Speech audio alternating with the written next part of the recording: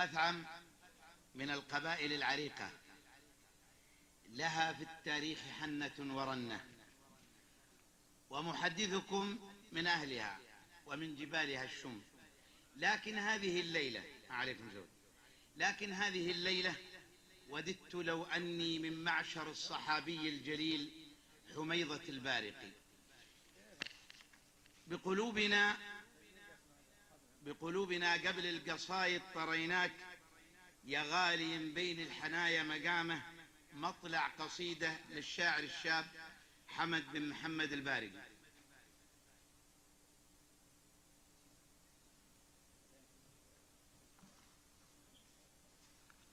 قصيدة لوالدنا الشيخ حسين بن زعبان، أسأل الله أن يمن عليه بالشفاء والعافية.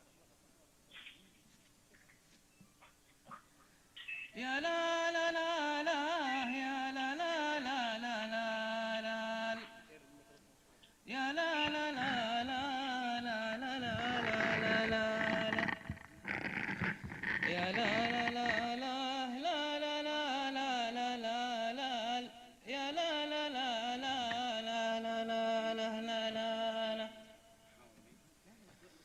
بقلوبنا قبل القصايد طريناك، يا غالي بين الحنايا مقامه. يالله طلبتك خاضع وترجاك، طلبة مصلي صايم باستقامه. يا جعل ربي يا ابن زعبان يا الحاك، ثوب العفو والعافية والسلامة، ويكفر اللي من ذنوبك وينجاك من جور ضيم بوسط الجاشظامة. هذا دليل القدر يوم الله أغلاك، بين القلوب أصبح لك اليوم هامة.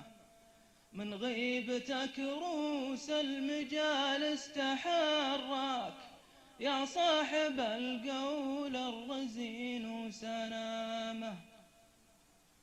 ما به مثيلك وسط بارق وشرواك، قولك غدا بين القبائل علامة.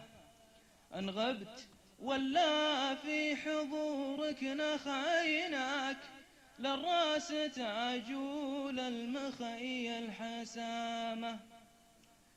فيك الشيم من سالف اللي ترباك، شيخ العطا والمكرمة والشهامة. يا حسين بن زعبان لولاك بارق محتضى بالزعامة.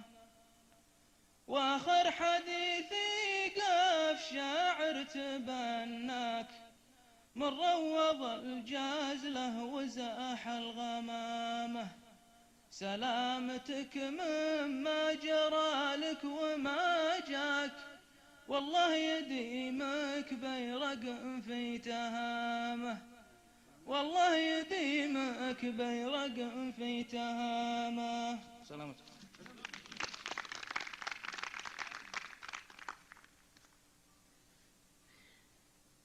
اي والله نسأل الله أن يديمه بيرقا في تهامه، ونسأل الله العلي العظيم رب العرش العظيم أن يشفيه.